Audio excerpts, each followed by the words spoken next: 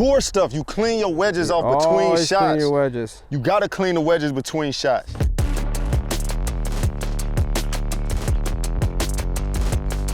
All right, welcome to the world of Wunder. I'm here with my good friend, old friend, years. Bro, years. Years. They don't want to know how far back we go. They don't need to. Your hair did not look like that when I met you. I was trying to fit in a corporate environment, bro. Scared to be myself. You did okay. I did okay. You're a nice kid. You know, we did a cool driver video with you last year, and you always kind of have questions on your equipment, but you kind of keep that. You don't try to do a lot yourself. You kind of rely on the experts. Yeah. And one of the things that you asked me about was gapping. How do you gap your bag? You had a conversation with John Rahm about how important it is. Yeah, I mean, I was doing some research on his stats and just, you know, seeing how prolific he is with irons in his hands, how much he controls his distances, and, you know, he always seems that he understands where his base is, and based on tweaks that he makes as far as, you know, where he grips on the club, length of swing, he has a really solid understanding of how far his club's going in. That allows him all the flexibility to shape shots and control distances. So I figure, you know, if I want to start to get somewhat as decent as you at this game, take it easy. I need to figure out how far my clubs go. New CBs in the bag. Yeah, it's a whole, you got a bunch of new stuff in here. A bunch of new stuff. I'm gonna kind of explain how we do it on tour. Just gonna hit some shots. How we do it on tour. How we do it on tour. How we do it on tour. Just hit some shots, and I'm gonna have you hit 4 with each club. Okay. Stock swings, you don't have to go full tilt, just normal, just, you know, 80%ers. Yep. And I'm just gonna kind of track the data as we go. And I'm looking at carry, ball speed, and spin. Okay. That's what I'm looking for. All right. Okay. So I'm gonna start with a 60 here. And what's normal? So my 60 is transitioning in my bag right now to something that I actually use from scoring distances. Okay. I would use 56 from, you know, anywhere from 40 yards to maybe 110 or something, 120. Yep. But now I'm trying to integrate the 60 a bit more so I could just control the spin. Gotcha. So, I mean, usually from like 75, 80 yards. That's stock number? Okay, yeah. good. I'm starting to go. Okay. Starting to go there with this. Strike was decent? Little steep. A little steep, okay. Like that was a pretty standard strike right there. Okay. So let's hit a couple more with this one. And I'll explain kind of how the wedge gapping goes. That sounded good. All right, 107. Okay. So as you can see, and to be fair to the situation, the ground's soft, so the strike's gonna be a little inconsistent. Yeah, but it was tough finding the bottom. Basically, your stock yardage with a lob wedge, we're gonna work off of is 105. Okay. Some people like really tight gaps, like 10-yard gaps with their wedges. Some like, you know, if I'm gonna use like Phil Mickelson, is like 15-yard gaps. Yeah. I think with how hard you hit it, we have to spread your gaps out just so you have some room to go. So we're gonna start 105, so we're gonna go to the 56. Yep. Okay. So we're gonna make this number 105. So for 60, 56, 50, I think you go 50. 50, yeah. Okay. We'll try to basically build in 15-yard gaps. Okay. Okay. Okay. Oh. So that was big jump. Yeah. Man, is it like an elevation thing going on? No, it's just we're in the desert. It's just the air's a little thinner. Ball's gonna fly a little bit. Man, 128, that's crazy. We also have to look at this though, Raj. So look at that, see the spin? Yeah. See how low that is? A lot of it's just because the ground's wet, how you're catching on the face. I'm hitting flyers. Yeah, so you can, you know, obviously you're hitting wedge, if you want to wipe that off a little bit. Tour stuff, you clean your wedges off between Always shots. clean your wedges. You gotta clean the wedges between shots. Okay, 118. Now we're in a good pocket here. If you're not cleaning your wedges off between shots, man, like, do you really have tour aspirations? Do you even care is my question. Do you care? Do you care? You low-key a psychopath. I low-key feel psychopathic for every other range session I've had because I've never cleaned my wedges off between shots. All right, one more. Okay. 125. You flushed that one. Yeah, jumped a little bit. Okay. Okay, let's go on to the 50. I need to be swinging to a 120 56. Like, well, that's where. So that's where we'd go. Okay, so your average here, 123. So theoretically, what I would do is I'd bend that wedge back a degree. So we know we need to hit that part of your bag 120 yards. Right. So we'll bend it till it gets to 120. All right. So now we're gonna move on to the 50. Yep.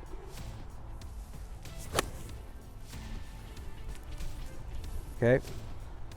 Yeah, your gapping's all over the place. Bro. Like 147. Pray for me, Johnny. Pray for me, dog. That's my 9-iron.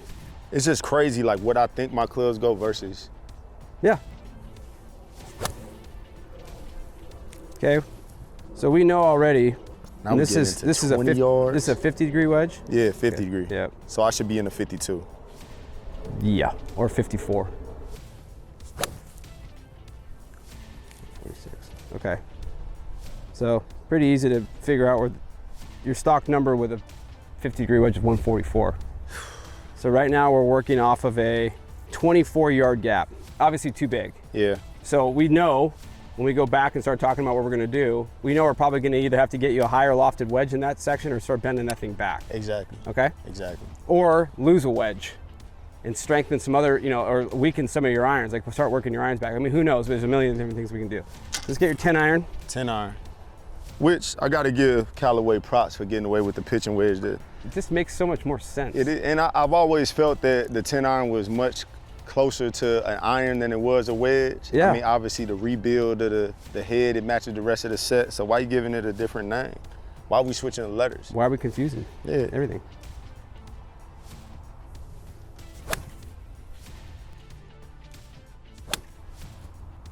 Well, you hit it a mile, but you hit your irons a ton. Yeah. Like you're a club longer than Rombo. But that's not a good thing. I'm also a football field less accurate than Rombo. It's fine. That's okay. I'm a club and a half shorter than he is. Okay. So your stock with a pitching wedge is 156. Okay. All right. So that gap's actually okay off of your 50. Yeah. But then there's that weird gap. So we need to close that. We need to close. Well, we already know there's one gap we got to close. Yeah. If your 9 goes 12 to 15 yards from your pitching wedge and on and on and on all the way until we get to 4-iron, Yeah. then we know that the weird area of your bag is that 50-degree wedge. That 50 to 56 So situation. you might be like a 54, 56, or like even like going to a 62, like reconfiguring your whole wedge area. Okay. Okay. So now But we're I don't gonna have to think. You're gonna figure that out. we'll figure that out. Okay. Yeah. All right. Thank you. Thank you. Okay. So now we're gonna go to 9-iron. Jeez. 171. I tell you what, nobody on tour getting these numbers. Not with a 9-iron. You just kind of hit it as hard as you want, don't you? Is that kind of your shtick? No. 175 with your 9-iron. Okay. You got a problem there. You got issues there. I don't like how many times you keep saying this. I don't like how many times you keep saying that, Johnny. You got a problem. Well, you got issues. You got issues there. Johnny, man, come on, dog. You're making me feel like there's no hope. Well, there's like, but think of it this way. We're at 170, basically 176 with a 9-iron. So we're gonna start hitting 200 when he gets to 7. So my question is like, why do you need a 4 or a 5? Like, once you get to 6-iron, like, who cares after that? Like, throw him 10 more wedges. I might have too many clubs in the bag, is what you're saying, and then like load the bottom. Yeah, I don't understand why you need anything longer than a 6-iron, because your 6-iron is gonna go 220. All right, so we at 8-iron now? We're at 8-iron. Yeah, this is just wild. Okay, That's the shot. Okay, 186 on the 8-iron. Wow. It's not like we're out here hitting big Berthas or anything.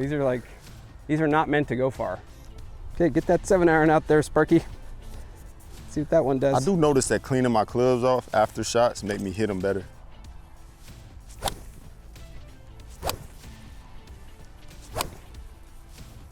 .201. Okay, so you're at 195 with a 7-iron.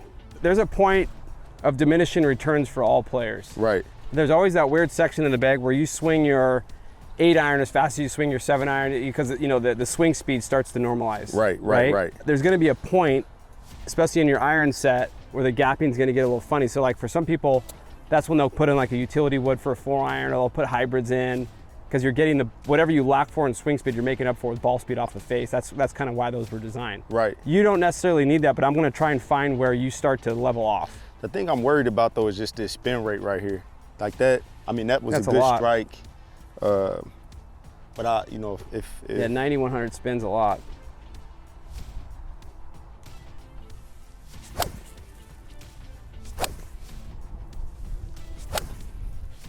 do all sorts of stuff, 211. Okay, so we're at 210 with 6 iron.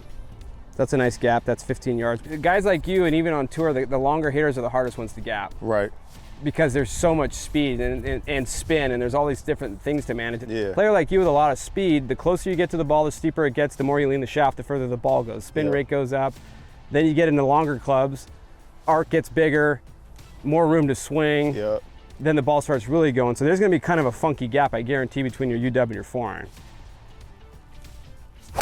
That was well struck there. Jeez. Wow, monster. Okay, 225 on the 5-iron. Okay. Which is another good gap between your 5 and your 6. You've got a nice 15-yard gap there. Nice 15-yard gap between 6 and 7. We have a 9-yard gap between 7 and 8. 9 yards between 8 and 9. 20 yards between 9 and pitching wedge. So you're just looking at the straight differences between And then between averages. What we would need to do, because you also got to remember, like, one of the interesting things that we could do with you also is, like, you've always played like a Chrome Tour X. Yep. Like, maybe to knock some of the spin down, maybe you might be a Chrome Tour guy. Yeah.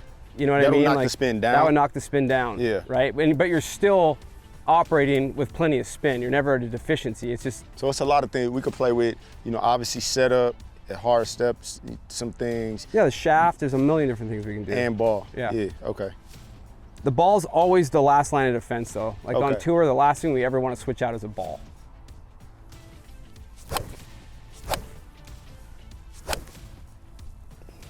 There's perfect. That one's dialed. Okay, so you're at 236 with your 4-iron. Okay, let's get a couple. Just give me 2 UWs, then we're gonna have a conversation.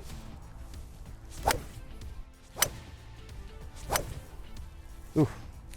272. Holy mother of God. 170. This club is nuts, dog. Your ball speed with a UW is 15 miles an hour, 14 miles an hour fastball, faster than my ball speed with a driver.